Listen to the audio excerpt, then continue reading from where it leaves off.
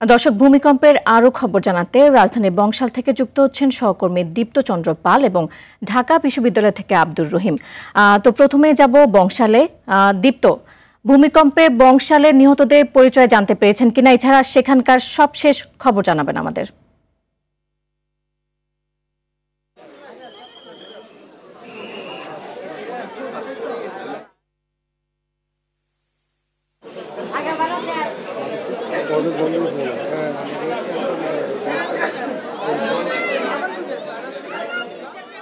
বংশালের যে ভবনটিতে এই ঘটনাটি ঘটেছে, আমরা যদি একটু দেখানোর চেষ্টা করি, ভবনের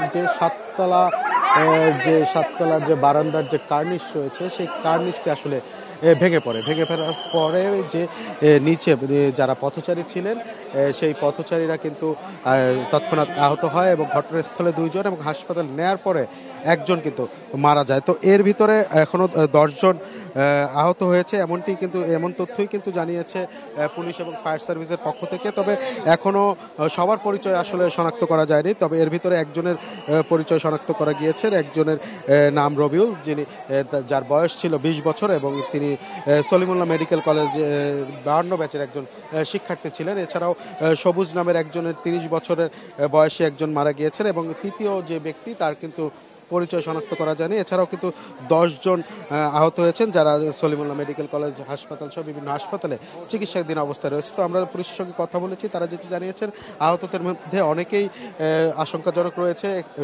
তবে এখন পর্যন্ত 3 জনের বেশি মৃত্যু হয়নি। আমি যদি একটু ঘটনাস্থলে আপনাকে একটু দেখানোর চেষ্টা করি, এখানে দেখছেন যে উৎসুক জনতার কিন্তু ভিড় রয়েছে এবং এখানে যারা বাসিন্দা রয়েছে তাদের সঙ্গে কথা বলেছি যে শুক্রবার হওয়ার কারণে আসলে এর থেকে বড় ধরনের দুর্ঘটনা ঘটতে পারতো। শুক্রবার হওয়ার কারণে, যেহেতু আপনি জানেন পুরান ঢাকা এরিয়াটা শুক্রবারে অনেকটাই বন্ধ থাকে, ফাঁকা থাকে, সে কারণে যে ঘটনাটি ঘটেছে 3 জনের মৃত্যু হয়েছে। যদি সরকারি ছুটির দিন না হতো সেক্ষেত্রে কিন্তু আরও হতাহতের সংখ্যা বাড়তো বলে এখানকার স্থানীয়রা জানিয়েছে এবং আমরা স্থানীয় অনেকদের মাঝেই কথা বলেছি। তারা সবাই কিন্তু এই ঘটনার পরে আতঙ্কে রয়েছে। এখানে আপনি জানেন যে গিঞ্জি এরিয়া, এখানে কিন্তু ঝুঁকিপূর্ণ অনেকগুলো ভবন রয়েছে এবং ফায়ার সার্ভিসও বলছিলেন যে এই ঘটনার পরে আশপাশে আরও কোনো বিল্ডিংয়ে ফাটল দেখা দিয়েছে বা ঝুঁকিপূর্ণ আছে কিনা তা কিন্তু তারা খতিয়ে দেখছেন এবং যদি এরকম পাওয়া যায় সেক্ষেত্রে সেখানকার বাসিন্দাদের অন্যত্র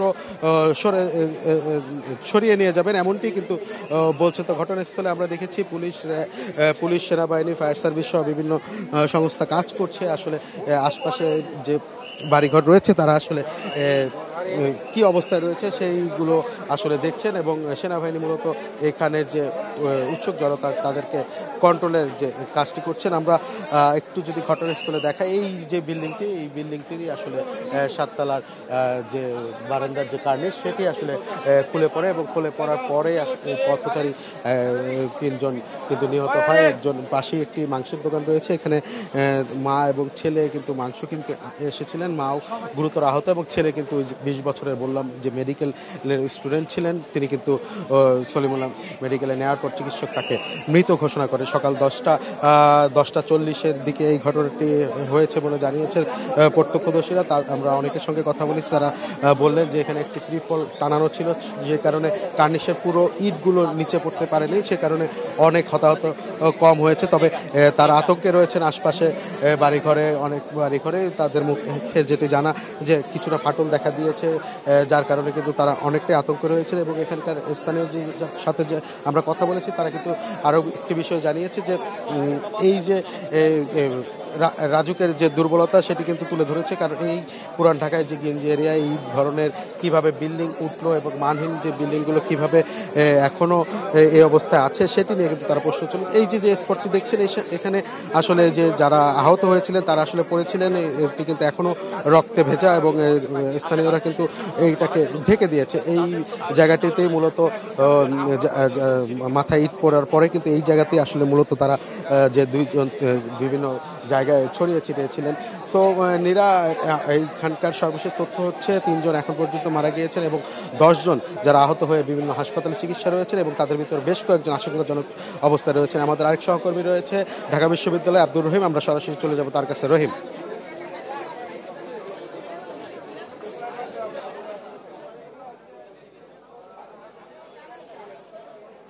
রহিম, আপনি কি আমাদের শুনতে পাচ্ছেন?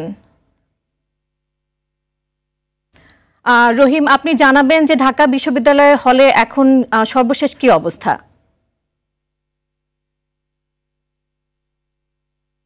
যে ভূমিকম্প, সেই ভূমিকম্পের ঢাকা বিশ্ববিদ্যালয়ের মুহসিন হলে 6 জন শিক্ষার্থী কিন্তু আহত হয়েছে এবং তাদেরকে মেডিকেলে ভর্তি করা হয়েছে। তাদের মধ্যে 6 জনের অবস্থা, 6 জন আহতের মধ্যে 2 জনের অবস্থা গুরুতর। এবং আমরা কিছুক্ষণ আগে হল সংসদের যিনি সদস্য রয়েছেন তার সঙ্গে আমরা জানিয়েছেন 2জনের অপারেশন করে এখন তারা মেডিকেলে ভর্তি রয়েছেন এবং 2জনের অবস্থা আশঙ্কাজনক।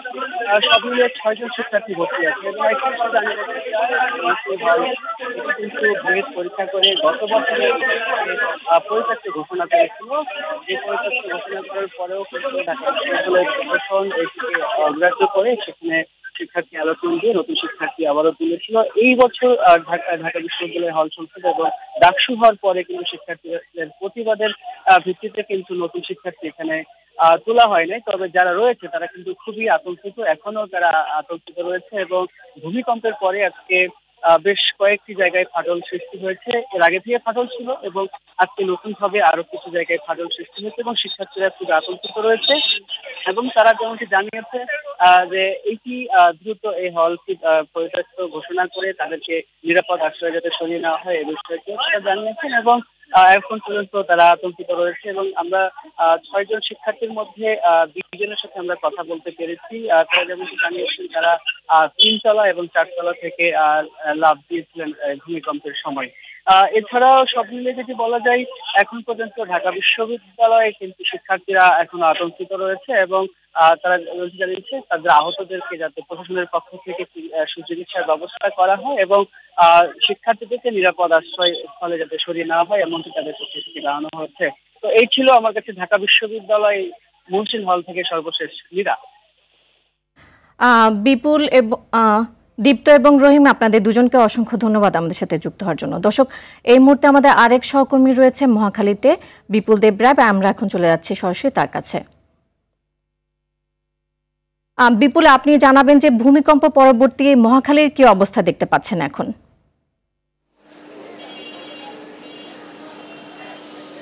হ্যাঁ মীরা, আসলে ভূমিকম্পের যে বিষয়টি বাংলাদেশের ক্ষেত্রে বলা হচ্ছে যে একেবারে সর্বোচ্চ একটি ভয়ঙ্কর দৃশ্য দেখতে পেল বাংলাদেশের মানুষ। এবং আমরা সকাল থেকেই ঘটনাটি ঘটার পরে বিশেষ করে বাড্ডা এবং মহাখালী গুলশান এলাকায় ঘুরে দেখেছি এবং আমরা সেখানেও পেয়েছি কি বিশেষ করে বাড্ডা এলাকায় আমরা লিলিকুঞ্জ নামে একটি ভবন হেলে পড়ার যে দৃশ্য আমরা দেখতে পেয়েছি এবং সেখানে উৎসুক জনতার ব্যাপক ভিড় ছিল। তবে মালিক বা কর্তৃপক্ষের থেকে কিন্তু সেটা অস্বীকার করেছে। সেটা বলা হচ্ছে যে এটা এই ভূমিকম্পে কিন্তু হেলে পড়ে নি, হয়তোবা রাজুকের কোনো ঝামেলা থেকে মুক্ত থাকার জন্য তারা এখন এটা গুজব বলে চলাচ্ছেন। এবং আমরা গুলশান এলাকাও ঘুরেছি এবং সেখান থেকে মহাখালী এলাকায় এসেছি। মহাখালী এলাকায় আমরা বেশ কিছু ঘটনা শুনতে পেয়েছি, বিশেষ করে বিভিন্ন দেওয়ালে ফাটল এবং একটা বিদ্যালয়ের কিন্তু ফাটল ধরেছে এমন একটা তথ্য পেয়েছি। সেই সাথে আমরা আজকে এখন একটু জানতে চেষ্টা করবো, এখানে একজন প্রত্যক্ষদর্শী ছিল যিনি সকালবেলা ঘটনাটি ঘটার সাথে সাথেই কিন্তু এখানে ঘটনাস্থলে ছুটে গিয়েছিলেন। আচ্ছা, আপনি কি দেখেছেন একটু আমাদের? মহাখালী সরকারি প্রাথমিক বিদ্যালয়ের একটি দেয়ালে ছোট ফাটল দেখা গেছে এবং আরও একটি সরকারি ভবনের ফাটল দেখা গেছে ছোট করে। আর আরেকটি ভবন হেলে পড়েছে এবং আরেকটি বাসার 6তলা ভবনের থেকে নির্মাণাধীন একটি ভবনের ইটের গাঁথুনি নিচে পড়ে টিন শেড ঘরে পড়ে এবং সেই পুরাতন টিন থাকার কারণে সেই টিনগুলো ভেঙে ভেতরে ঢুকে যায়। যদিও কোনো হতাহত বা আহত নিহত হয় নাই, কারণ ওইটা রান্নাঘর ছিল, এই জন্য আসলে ওইখানে মানুষ ছিল না। তবে মানুষ আতঙ্কিত হয়েছে এই ঘটনায়। বেরা শুনতে পাচ্ছিলেন, আসলে এই ধরনের আতঙ্কের বিষয়টা কিন্তু স্থানীয় যারা আছেন সবাই কিন্তু আমাদেরকে জানাচ্ছেন যে আসলে যে ঘটনাগুলো মহাখালী এলাকায় যেরকম ঘটেছে সেরকম আমরা মিরপুর এবং উত্তরার দিকেও একই তথ্য পাচ্ছি।